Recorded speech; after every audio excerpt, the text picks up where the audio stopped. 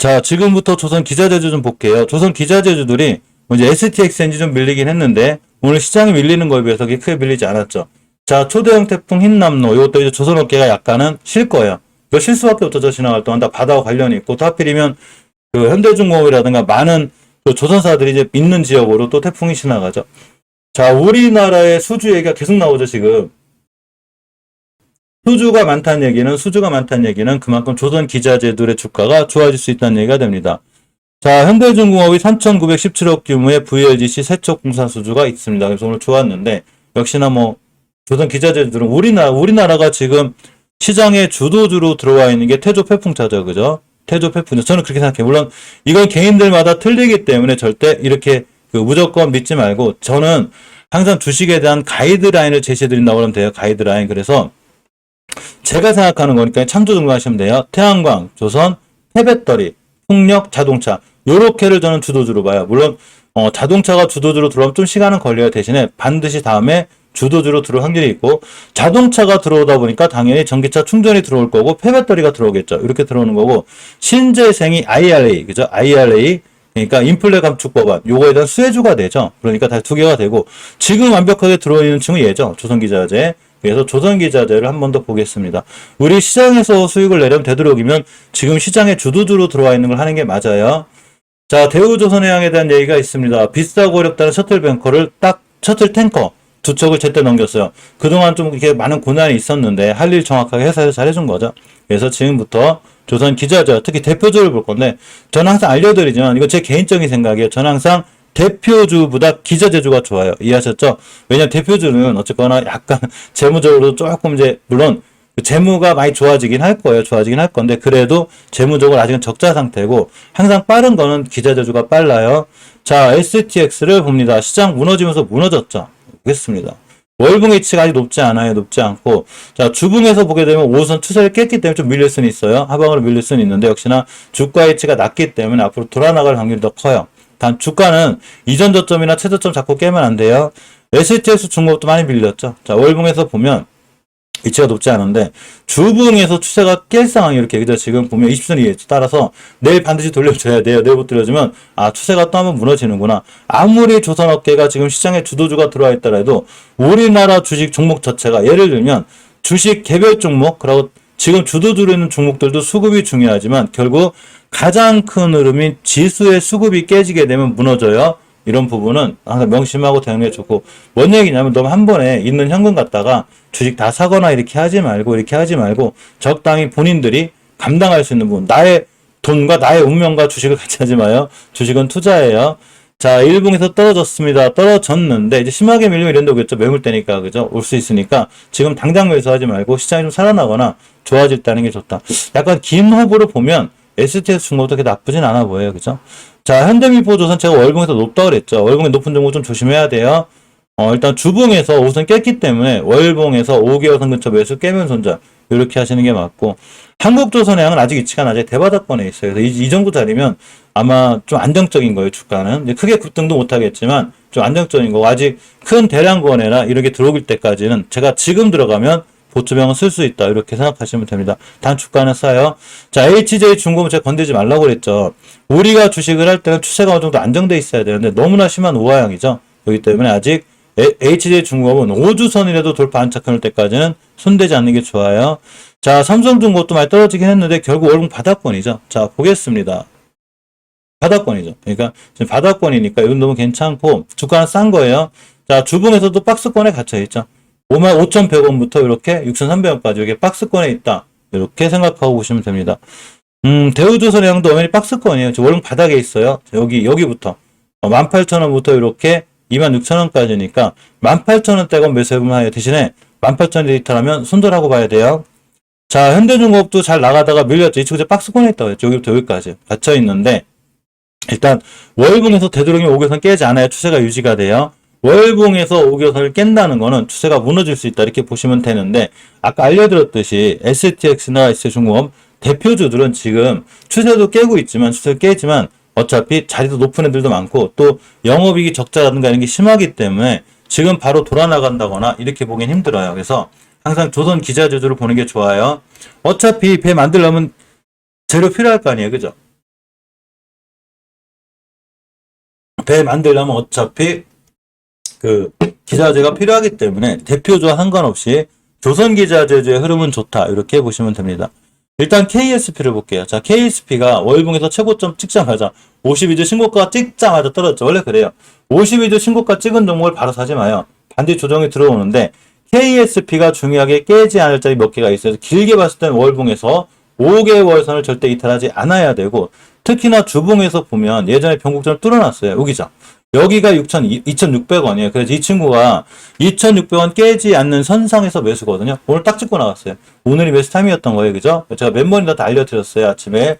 우리는 보통 장전에 만나요. 장전에도 만나고, 장중에도 만나는데, 제가 아침에 이제 신규로 가입하신 멤버님들은 반드시 커뮤니티 게시판에 알림 설정 해놓으셔야 돼요. 알림 설정 해놓으시면 제가 이렇게 알려드렸어요. KSP가 어디가 지지선이고 어디가 저항선인지 알려드렸는데 정확하게 2,600원이죠. 딱 찍고 나갔어요. 두 번 찍었어요. 여기를 어떻게 하는 거냐면, 우리가 주식을 할 때는 제가 내동매매하지 말라고 그랬죠. 제가 내동매매에 대한 비유해드렸죠.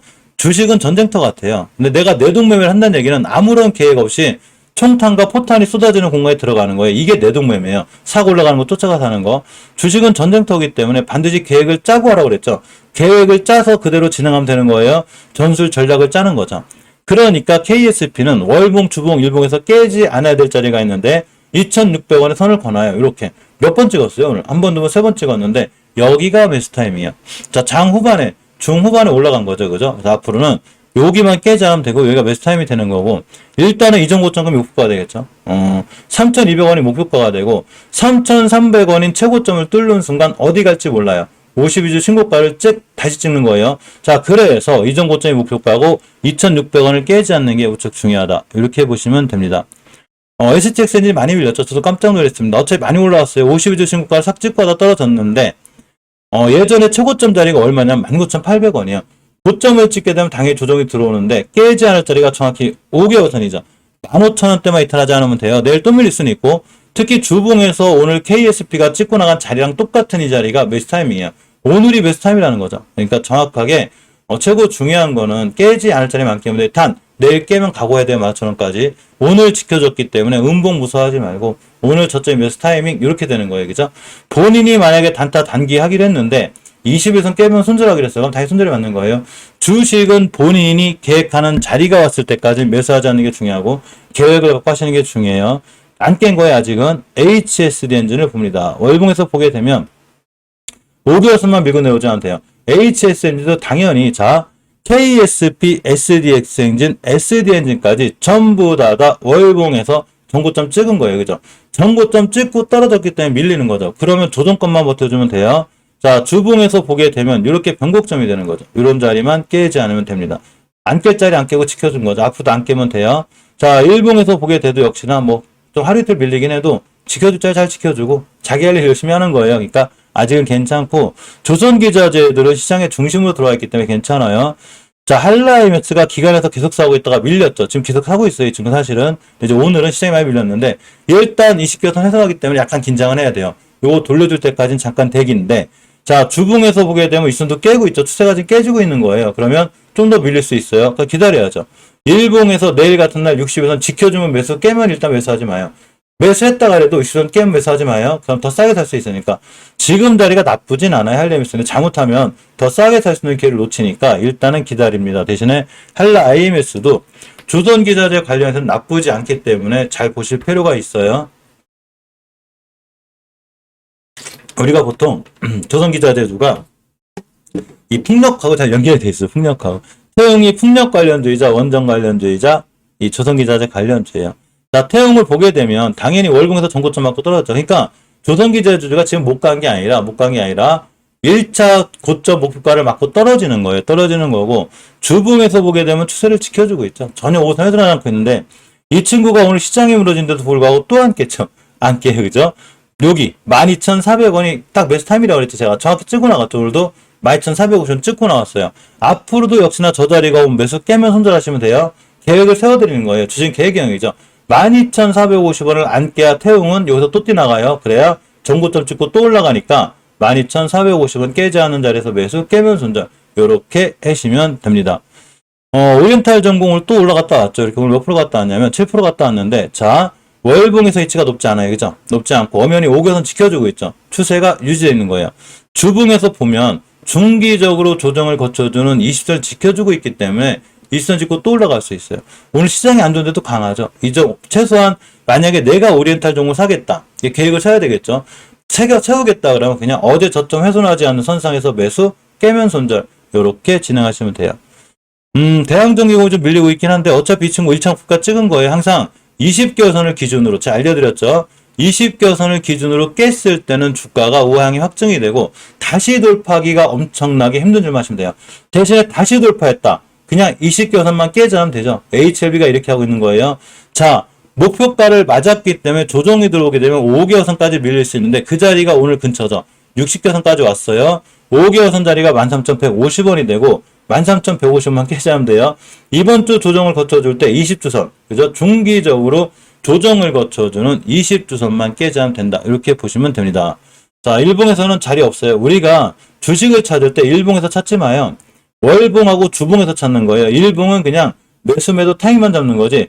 가장 중요한 흐름은 월봉하고 주봉이기 때문에 월봉하고 주봉, 장기적인 지표에서 어디를 안 깨야 되는지만 알면 내가 어디서 매수할 수 있는지 알 수 있는 거예요. 자, 태광을 봅니다. 강하죠. 강해. 엄연히 월봉에서 최고점 찍고 있고 52주 신고가를 쓰고 있죠. 원래 태광은 제가 여기가 매수 타임이라고 그랬죠. 그런데 여기서 못 사셨으면 조심해야 돼요. 자, 굉장히 조심해야 되는 자리는 월봉 고점이죠. 모든 좋은 뉴스는 월봉 고점에 나오기 때문에 절대 여기서 물리면 안 돼요. 여기서 중장기 투자가 아니고 이런 데서 사신 분들이 중장기 투자한 거예요. 자, 주봉을 봅니다. 5주선만 이탈하자면 되죠. 중기적으로 추세의 조정을 거쳐주는 5주선 이탈하자는 선상에서 매수, 깨면 손절하면 돼요. 5주선 가격이 18,000원이니까 18,000원의 매수 타이밍이에요. 자, 18,000원 매수 타이밍, 오늘 저점이 18,000원이죠. 요거차가 매수 타이밍이라는 얘기예요. 대신에 깨면 칼 손들어야 되고 요렇게 옆으로 가다가 21선을 만날 수 있어요. 그죠? 그럼 21선 타고 올라갈 수 있다. 이렇게 보시면 됩니다. 성광밴드 태광은 투톱이에요. 같이 움직여요. 원래 한 회사였었어요. 한 회사였는데 나와서 두 회사가 된 거예요.